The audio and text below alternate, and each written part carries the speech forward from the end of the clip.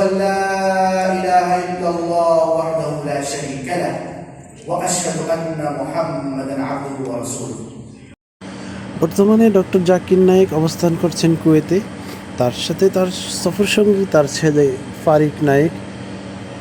আজকে কুয়েতে অবস্থিত আবু ফতিরা এলাকায় ব্লক 3-এর মধ্যে একটি মসজিদে তিনি জুম্মার খুতবা প্রদান করেন। ফারিক নায়েক জুম্মার দিনে করণীয় এবং জুম্মার দিন মুসলিমরা মসজিদে আগে আসার ব্যাপার নিয়ে তিনি জুম্মার খুতবা প্রদান করে থাকেন এবং জুম্মার দিন মুসলিমদের কীভাবে তাড়াতাড়ি মসজিদে আসতে পারবে এবং আগে মসজিদে আসার কিনা সোয়াব সেটি তিনি উল্লেখ করেন।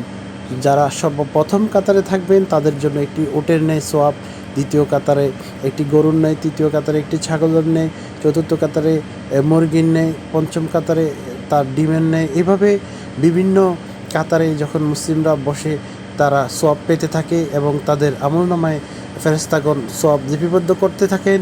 এবং এই বিষয়ে তিনি আরও বলেন যেন মুসলিমরা অতি তাড়াতাড়ি মসজিদে জুম্মার দিন আসে এবং কিনা তার জন্য তিনি মুসলিমদেরকে আহ্বান জানান। সর্বশেষ তিনি ফিলিস্তিন সহ সুরিয়া, কাশ্মীর সহ বিভিন্ন দেশের মুসলিমদের জন্য দোয়া করে থাকেন এবং দোয়া শেষে ডক্টর জাকির নায়েকের সাথে বিভিন্ন দেশের প্রবাসীরা মুলাকাত করেন, সাক্ষাৎ করেন।